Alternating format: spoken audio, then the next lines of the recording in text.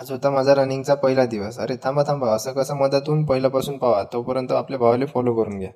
रामराम मंडळी. कुठ्यात येऊन बघतो तर काय, कुटाराचा पूर्ण ढिला खाली पडला होता. मग डोमूदादाला बोलावून घेतलं. डोमूदादा आणि मी दोघांनी पण कुटारवर फेकून घेतलं आणि निघलो आदर्श भाऊकडे. आदर्श भाऊकडे आलो. आदर्श भाऊला म्हणलं की आपल्याला स्क्रब करायचा आहे. तर भाऊ म्हणे ठीक आहे बस. मग भाऊकडे नंबर लावून घेतला. स्क्रब करतच होतो तर डोमूदादा म्हणायला लागला की भाऊ आपल्याला व्हिडिओ एडिट करायचा आहे. डोमूदादाला म्हणलं गावामध्ये नेटवर्क नाही, आपल्याला नयनच्या स्लॅपवर जावं लागेल. मग नयनच्या स्लॅपवरती आलो. डोमूदादा एडिट करायला लागला. एडिट करून झाल्यानंतर डोमूदादाला खाली आणलं. डोमूदादा आणि मी दोघांनी पण कुटार पिलवून घेतले. कुटार पिलवून झाल्यानंतर नयनदादा आणि डोमूदादाला दोघांना पण चाय पाजून दिला आणि मग आम्ही आलो छत्रपती शिवाजी महाराज यांच्या पुतळ्याकडे. कारण आपले जनावर इकडून येतात. आल्याबरोबरच जनावर आले, त्यांना बांधून घेतले, दूध काढून घेतले आणि मी बाबाला म्हणलं की एक म्हैस काढायची आहे, ते तुम्ही काढून घ्या, तोपर्यंत मी शूज लावतो. मग बाबा बसले तिला काढायला. मी आलो, शूज लावून घेतला आणि गोट्यात आलो. बाबा म्हणायला लागले की दूध काढून झालाय, तू जनावरांना कुटार मांडून दे आणि चला जा. मग मी कुटार मांडून दिले आणि मग निघलो मी रनिंगला जायला. खूप दिवसापासून रनिंगला जातो जातो करत होतो, तर आज फायनली तो दिवस आला. मग मी रनिंगला आलो, रनिंग स्टार्ट केली. कसं तरी 1 किलोमीटर धावलो आणि पोहोचलो विवेकानंद माध्यमिक विद्यालय मांगली रे इथं. मग इथे येऊन बघतो तर काय, आपले बंदे तर पहिलं पुढे येऊन होते. 4 जण होते. 2 जण वॉर्मअपच्या कामी लागले होते आणि 2 जण जस्ट आता धावून आलेले होते. त्यांच्यातला एक बंदा मला म्हणायला लागला, भाऊ हा वेळ हो का? त्याला म्हणलं बापू मला दूध काढून यावं लागते. तो म्हणाला ठीक आहे ठीक आहे, चल मग आता वॉर्मअप कर.